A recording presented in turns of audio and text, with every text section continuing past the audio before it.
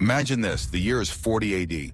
In a small corner of Southeast Asia, a land called Jiaoqi, modern-day northern Vietnam, is under the crushing rule of the Chinese Han Dynasty. Heavy taxes bleed the people dry, forced labor drains their strength, and foreign officials show no respect for local customs. Life is hard, and the spirit of independence lies buried under layers of oppression. But out of this darkness, two women will rise. Two sisters who defy every expectation of their time. Their names, Trung Trak and Trung Nhi, better known to history as the Trung Sisters. What makes their story remarkable is not only that they challenged the might of one of the world's most powerful empires, but also that they did so as women in an age when warfare and politics were dominated by men. They will lead the very first major uprising against foreign domination in Vietnam's history, inspiring generations to come. To truly understand why their names are still remembered nearly 2,000 years later, we must first look at the world they lived in. At the dawn of the 1st century AD, the Han Dynasty of China had expanded deep into Southeast Asia. Vietnam, or rather the Red River Delta region, became known as the province of Jiaoqi. But Han rule was not welcomed. The Chinese administration imposed strict taxes and harsh laws. Villagers were forced into labor projects, building roads, canals, and fortifications that primarily served the conquerors.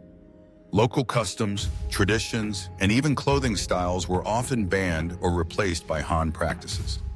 And then there was Tô Ding, the infamous Chinese governor. History remembers him as cruel and oppressive, a man whose policies sparked widespread resentment. He was not just a tax collector, he was a symbol of foreign domination, and his arrogance only deepened the suffering of the people. Yet in this harsh environment, the seeds of resistance were quietly growing. Among the local aristocracy were families who had once ruled as Lac Tung, tribal leaders of the Vietnamese people. Though stripped of much of their power, they had not forgotten their heritage. And from one of these families, in the district of Mê Linh, would come two women destined to change history, the Trung Sisters. Trung Trak and Trung Nhi were born into a family of local leaders in Mê Linh, north of the Red River Delta. Their father was a Lac Tung, a hereditary chieftain who governed a small region under Han supervision. From a young age, the sisters were raised in an atmosphere of both privilege and responsibility. They learned not only poetry and customs, but also martial skills. Legends tell us that both sisters were trained in riding, archery, and swordsmanship, skills that would later prove crucial. The elder sister, Trung Trak, grew into a strong-willed woman, admired for her intelligence and courage. She married Thi Sac, a respected chieftain from Chu Dien, another influential district. Together, the couple formed a powerful alliance, united not just by marriage but by their shared determination to resist Han oppression. But the Han authorities were not blind to these rising threats. Governor Tô Ding feared the growing influence of Thi Sac and the potential for rebellion. His solution was as ruthless as it was calculated. Thi Sac was arrested and executed without trial. For Trung Trak, the loss was devastating. Yet grief soon transformed into fury. Instead of bowing to fear, she chose defiance. She rallied her younger sister, Trung Nhi, and declared that the time for submission was over. The people of Jiaoqi had suffered long enough. According to tradition, Trung Trak vowed to avenge her husband and liberate her people. Her words have echoed through history. "I will take revenge for my husband, reclaim our nation, and free our people from drowning in fire and boiling water."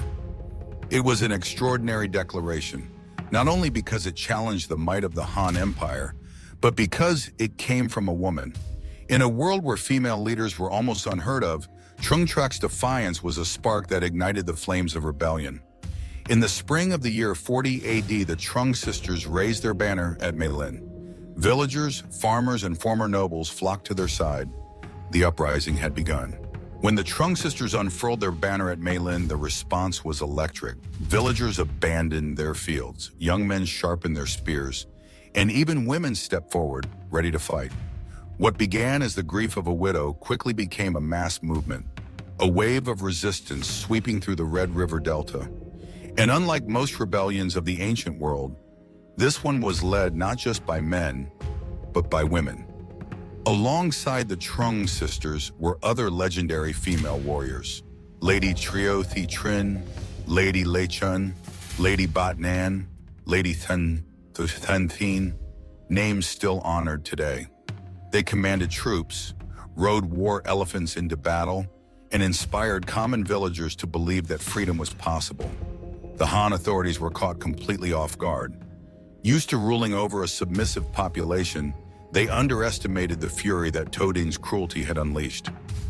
As the rebellion spread, town after town fell into rebel hands. Historical records state that within a short time, the Trung sisters' forces seized control of 65 citadels across northern Vietnam. Toding, once feared as the iron-fisted governor, was suddenly powerless. Facing defeat, he abandoned his post and fled back to China. For the first time in generations, the Vietnamese people were free from foreign rule. The victories of the Trung sisters were more than just military triumphs. They were a psychological earthquake. To the ordinary people, the uprising proved that the Han Dynasty was not invincible, that the bonds of oppression could be broken. To women, it showed that courage and leadership were not confined to men alone. And to future generations, it marked the first shining chapter in Vietnam's long history of resistance. By the end of the year 40 AD, the Trung sisters stood victorious. From their choice at Mê Linh, they prepared to do something no Vietnamese woman had done before: ruled as sovereign queens. With the Han officials driven out and 65 citadels under their control, the Trung sisters stood as victors. But victory brought a new challenge: how to govern a liberated land. In the year 40 AD, Trung Trac was proclaimed queen, Trung Vuong, or Queen Trung. She established her capital at Mê Linh, ruling alongside her younger sister, Trung Nhi. For the first time in recorded history, Vietnam was governed by women. The new regime worked quickly to restore autonomy. The sisters reinstated traditional Vietnamese customs, reversing the harsh policies imposed by the Han. Taxes were reduced, forced labor was eased, and local leaders, once sidelined by Chinese officials, were given authority once more. To a population long crushed by foreign domination, these reforms were a breath of fresh air. But the significance of their rule went beyond policy. The very existence of the Trung queens sent a powerful message. Vietnam was not a mere frontier province of China. It was a land with its own leaders, its own traditions, and its own will to survive. For 3 years, the Trung queens reigned in independence. The people celebrated their newfound freedom, and their loyalty to the sisters was fierce. Yet in the north, the Han Dynasty could not accept the loss of its southern territory. To the emperor in Luoyang, Jiaoqi was not just a distant province. It was a symbol of imperial power. And the Han court would not allow 2 women to humiliate their empire by ruling it. In 42 AD, Emperor Guangwu of Han ordered one of his most capable generals, Ma Yuan, to march south with a massive army.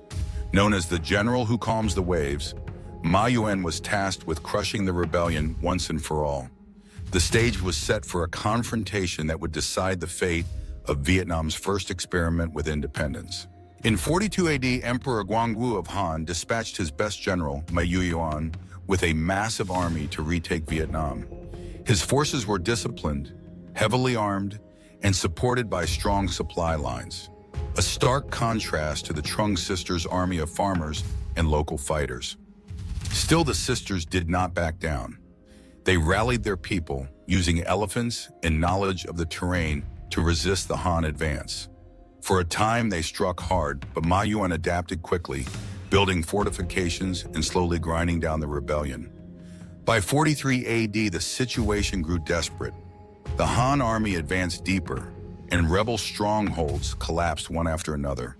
Finally, the Trung sisters gathered their remaining forces at Cam K. There they fought a final hopeless battle. Defeat was inevitable. Facing overwhelming odds, the sisters chose not to surrender.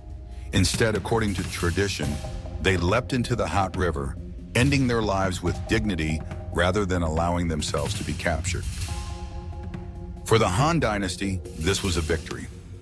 Ma Yuan returned north in triumph, restoring imperial control. But for the Vietnamese, the story was far from over.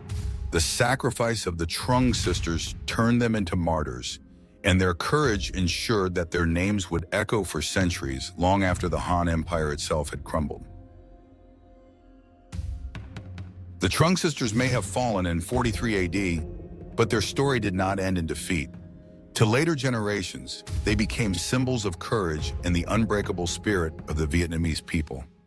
Thank you for respecting history. Don't forget to like, subscribe, and write the bell so you don't miss any battles.